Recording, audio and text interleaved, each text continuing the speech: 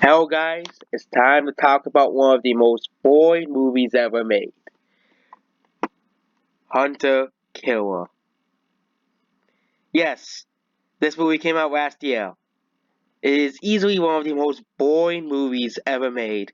And guess who made it? Lionsgate. Oh, of course, everybody's favorite company. Least favorite company.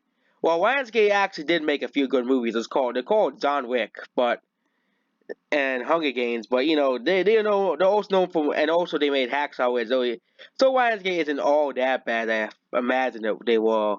I thought they were, but this is easily one of the worst movies they ever made.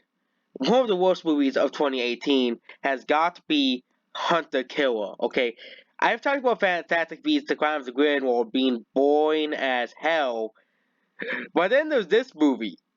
Fantastic Beasts: The Crimes of Grindelwald. I was waiting for the movie to be over because I just didn't want to, because it was just so uninteresting.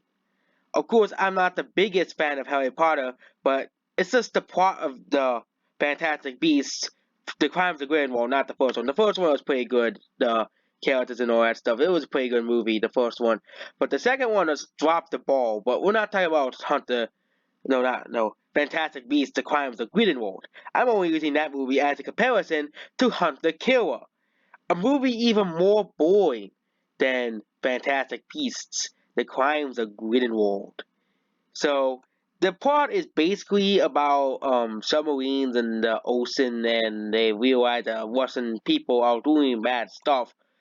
And there's a conspiracy theory about the Russian people trying to destroy America and the world order. Oh no, it's such a. And of course, this movie never happened. That's the funny thing. This movie never happened. And it feels based off a real story like other movies, but this is um. It's funny how movies that are similar to this get bad reviews, like the 15 to 17 in Paris, but then they give this. Oh, they gave that. They gave the movies the same score. Well, this is one of the few times I actually agree with the critics. Like with the Lion King remake, Hunter Killer was that bad. It was that boring. Okay, that boring. Hunter Killer. The movie was that boring. I could easily fall asleep watching this movie. It's like watching 2001: Space Odyssey. It's so boring. It's like comparing that to 2001: Space Odyssey, and the problem and there's a difference between this and 2001: Space Odyssey. 2001: Space Odyssey has very little dialogue, so it's easier to get bored watching a movie with very little dialogue. But at least 2001: Space Odyssey has a way better story. Hunter Killer's story is so uninteresting. It's like it has been there and been there before. It's nothing interesting or new, and that's the problem with this movie.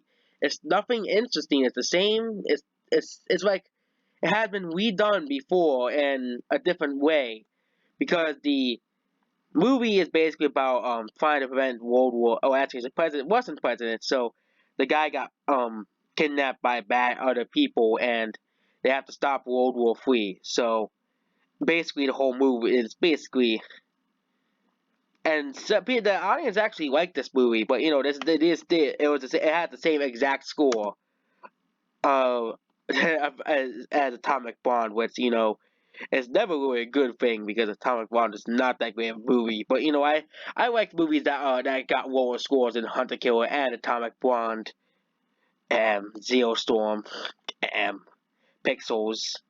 Yes, I thought Pixels was a better movie than this, even though Pixels is one of those guilty pleasure movies of mine. So, but Hunter Killer was just that uninteresting.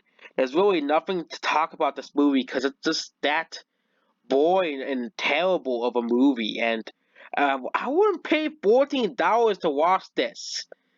I would pay $14 to be bored for 2 hours straight. At least it isn't.